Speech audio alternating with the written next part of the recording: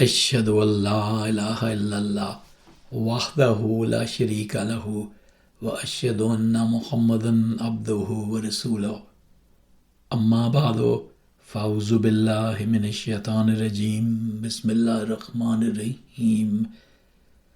These are the Ramadan Daily Quran Studies for the year 2026, compiled by Zahid Aziz and produced by Ahmadiyya Anjuman Ishaat Islam, Lahore, UK. Study 20. Charity, its recipients.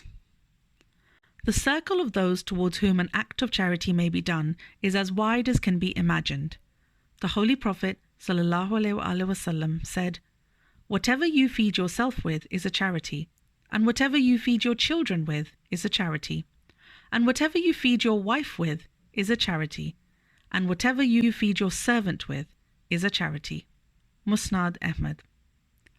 Whoever tills a field and birds and beasts eat of it, it is a charity.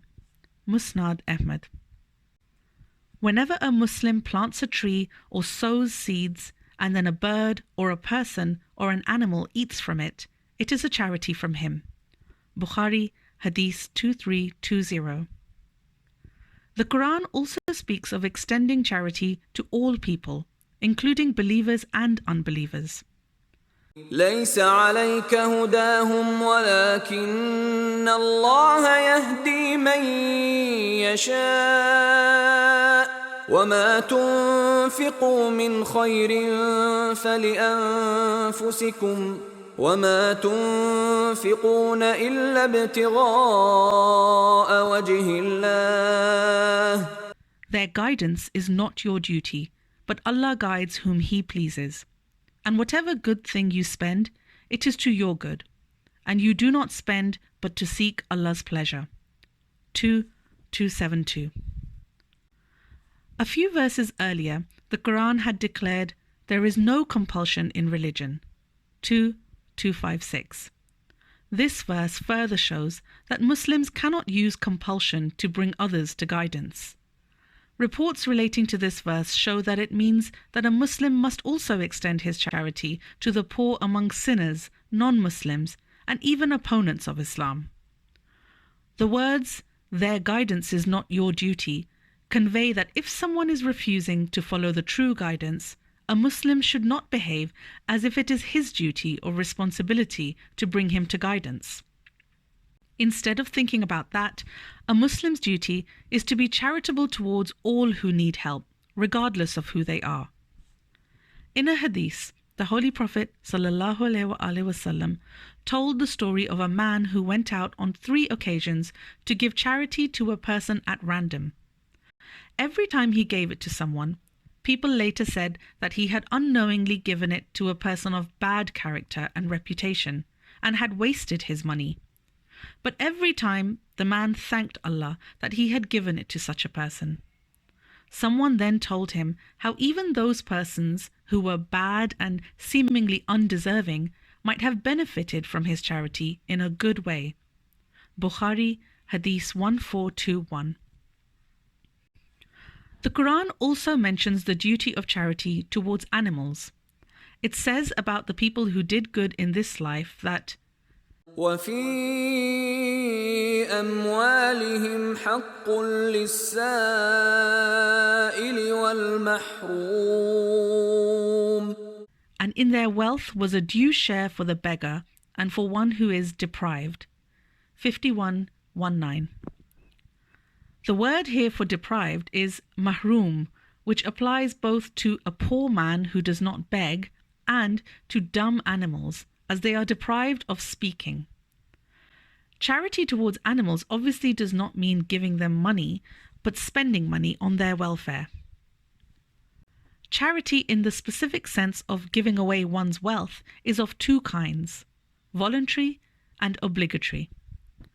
Voluntary charity is generally mentioned in the Holy Quran as infaq or ihsan or sadaqah. The Quran is full of injunctions on this subject, and almost every page of it draws attention to the service of humanity as the goal of one's life. This subject is specially dealt with in verses 261 to 273 of chapter 2. First, those verses mention the reward of charity. مثل الذين ينفقون أموالهم في سبيل الله كمثل حبة أنبتت 7 سنابل في كل سنبلة 100 حبة والله يضاعف لمن يشاء والله واسع عليم. The parable of those who spend their wealth in the way of Allah is as the parable of a grain growing 7 ears, in every ear 100 grains. And Allah multiplies further for whom He pleases. And Allah is ample giving, knowing. 2:261. Note, the ear here means the grain-bearing tip part of a cereal plant. This indicates that the wealth of the whole nation or community grows if its members give in charity for the welfare of the poor and for national causes.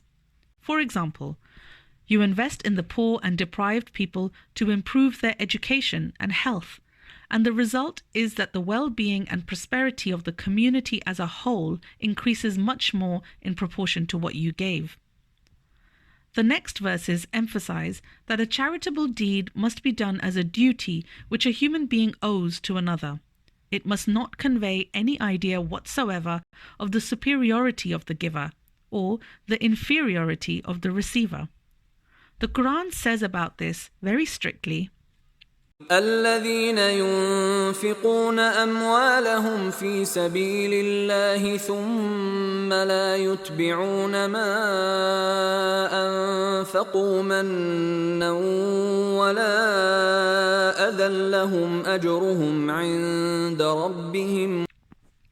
Those who spend their wealth in the way of Allah, then do not follow up what they have spent with reproach or injury, their reward is with their Lord. قول معروف ومغفرة خير من صدقة يتبعها أذى. A kind word with forgiveness is better than charity followed by injury. يا أيها الذين آمنوا لا تبطلوا صدقاتكم بالمن والأذى كالذي ينفق ماله رئاء الناس ولا يؤمن بالله واليوم الآخر. O you who believe, do not make your charity worthless by reproach and injury, like him who spends his wealth to be seen by people and does not believe in Allah and the last day. 2:262 to 264. According to the last quotation given above, a person who gives in charity only to be seen by others and for show purposes is like one who does not believe even in the very basic teachings of Islam, of belief in God and the last day. End of study 20. Barakallahu lana wa lakum fil Quran al-Azim wa nafa'ana wa iyyakum bil ayati wa zikril hakim innahu ta'ala jawadun karimun malikun barurur rahim.